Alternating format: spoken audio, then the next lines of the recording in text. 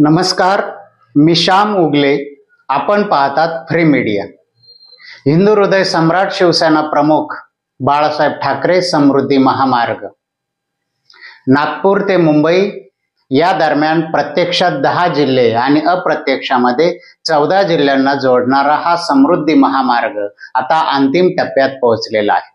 सध्या नागपूर ते इगतपुरी अशी या महामार्गावरून वाहतूक खुली आहे. मात्र इगतपुरी ते मुंबई जवळील आमने हा 76 किलोमीटरचा टप्पा अंतिम टप्प्यात आहे. म्हणजे जवळपास त्याचं काम पूर्ण झालेलं आहे. मात्र हा महामार्ग अद्याप वाहतुकीसाठी खुला करण्यात आलेला नाही. हा डिसेंबर अखेर खुला होणार असं सांगितलं जात होतं. त्या संदर्भामध्ये प्रत्येक वेळेस नवीन तारखा जाहीर केल्या जात आहे. आता फेब्रुवारी अखेरीस अशी नवीन तारीख आलेली आहे. मात्र तेव्हाही तो खुला होईल असं वाटत नाही. हा महामार्ग खुला होण्यामध्ये नेमक्या काय अडचणी आहेत याविषयी आज आपण चर्चा करणार आहोत. मुख्यमंत्री देवेंद्र फडणवीस यांच्या स्वप्नातील महामार्ग म्हणजे नागपूर मुंबई समृद्धी महामार्ग. नागपूर मुंबई समृद्धी महामार्गामुळे विदर्भ आणि मराठवाड्यातील मागासलेला भाग हा थेट प्रगत किंवा देशाची आर्थिक राजधानी असलेल्या मुंबईशी जोडला जाईल आणि मुंबईचा विकासाचा पाझर विदर्भ आणि मराठवाड्यामध्ये पोहोचला जाईल आणि महाराष्ट्राचा समतोल विकास होईल अशी या महामार्गामागील भूमिका आहे. यानुसार देवेंद्र फडणवीस यांच्या मुख्यमंत्री पदाच्या पहिल्या कारकिर्दीमध्ये या महामार्गाची मुहूर्तमेढ रोवण्यात आली होती. त्यानंतर मधल्या काळातले 2-2.5 वर्ष सोडले तर पुन्हा उपमुख्यमंत्री झालेल्या देवेंद्र फडणवीस यांच्या कार्यकाळामध्ये डिसेंबर 2022 मध्ये हा महामार्ग नागपूर ते शिर्डी असा वाहतुकीसाठी खुला करण्यात आला. त्यानंतर दुसऱ्या टप्प्यात मे 2023 मध्ये शिर्डी ते इगतपुरी असा हा महामार्ग वाहतुकीसाठी खुला झालेला आहे. म्हणजे या 2 वर्षांच्या काळामध्ये हा महामार्ग महाराष्ट्राच्या दृष्टीनं एक गेम चेंजर ठरेल असं वारंवार मुख्यमंत्री देवेंद्र फडणवीस सांगत असतात. परंतु हा महामार्ग ज्या मुख्य शहराला जोडला जाणार आहे त्या शहरापर्यंत 76 किलोमीटरचा मार्ग अद्याप वाहतुकीसाठी खुला होऊ शकलेला नाही. पहिला टप्पा वाहतुकीसाठी खुला करण्याची घाई करणारे महाराष्ट्र सरकार आता मात्र ताक फुंकून पित आहे. याला कारणही तसं आहे.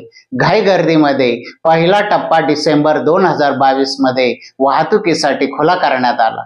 मात्र या महामार्गावर मोठ्या प्रमाणावर अपघात झाल्यामुळे या महामार्गाच्या सकारात्मकतेऐवजी त्याच्याविषयी निगेटिव्ह चर्चा सुरू झाली. जणू काही राज्यात फक्त समृद्धी महामार्गावरच अपघात होत आहेत अशा प्रकारचं एक चित्र निर्माण करण्यात आलं. परंतु अपघात होत होते हे मात्र सत्य होतं. यावर उपाययोजना करण्यासाठी किंवा शोधण्यासाठी सरकारने एक समिती नेमली. RTOनं त्यावर उपाययोजना केल्या. यात असं लक्षात आलं की समृद्धी महामार्गावरून जाण्यासाठी विशिष्ट टायरची आवश्यकता आहे. इतर रस्त्यांवरून चालणाऱ्या टायर असलेली वाहनं याच रस्त्यावरून चालवली तर त्यांचा स्फोट होतो. त्यामुळे RTOनं समृद्धी महामार्गावर वाहन जाण्यापूर्वी त्याच्या टायरची तपासणी करण्यास सुरुवात केली.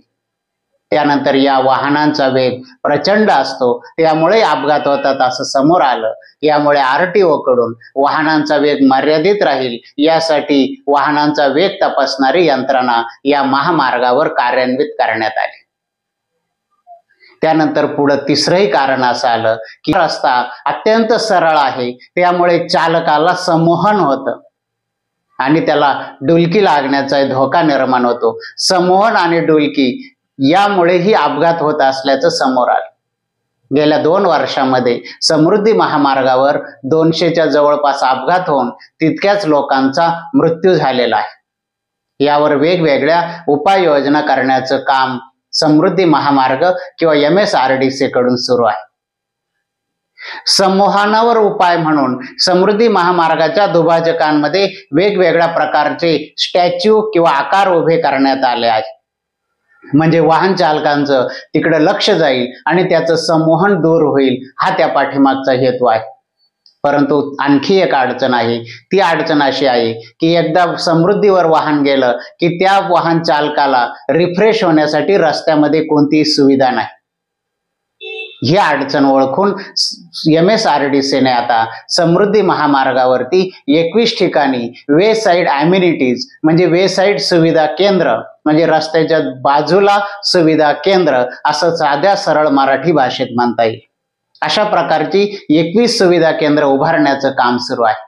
एक सुविधा केंद्र साधारणपणे 20 गुंठे जागेवर उभारलं जाणार असून तिथे वाहन पार्किंग केल्यानंतर प्रवाशांना आणि चालकाला काही नाश्ता चहा घेण्याची सोय असेल आणि त्याला आलेला आळस असेल किंवा कंटाळा असेल तो तिथे दूर होईल आणि पुढचा प्रवास त्याचा सुखाचा होईल अशी यामागील अपेक्षा आहे.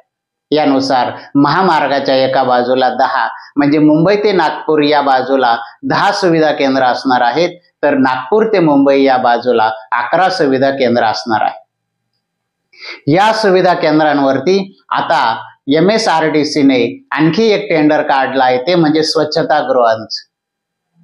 या सुविधा केंद्रांवरती अत्याधुनिक 21 स्वच्छतागृह उभारले जाणार असून या स्वच्छतागृहांचं कामचं टेंडर नुकतंच प्रसिद्ध झालेलं आहे. हे टेंडर अलॉट झाल्यानंतर 15 दिवसामध्ये ती सुविधा उभारावी असे आदेश आहेत. म्हणजे सुविधा केंद्रावरील फूड कोर्ट आणि इतर सुविधांचं काम आणि स्वच्छतागृहांचं काम हे साधारणपणे आणखी एखादा महिना चालू शकतं. त्यामुळे फेब्रुवारी अखेरीस दिलेली समृद्धी महामार्ग खुला होण्याची मुदत मार्च पर्यंत जाऊ शकते. आणखी उशिरा झाली तरी हरकत नाही, परंतु या समृद्धी महामार्गावरून प्रवास करताना येणाऱ्या अडचणी, वाहन चालक आणि प्रवाशांना होणारा त्रास दूर करून हा प्रवास सुखमय, सुखाचा आणि निर्धोक व्हावा हीच सर्वांची अपेक्षा आहे. त्यासाठी समृद्धी महामार्गाचा उर्वरित 76 किलोमीटरचा टप्पा खुला होण्यास आणखी थोडा उशीर झाला तरी हरकत नाही. अशाच प्रकारची माहिती आणि विश्लेषणासाठी बघत राहा फ्री मीडिया. फ्री मीडियाला लाईक करा, शेअर करा, सबस्क्राईब करा. धन्यवाद.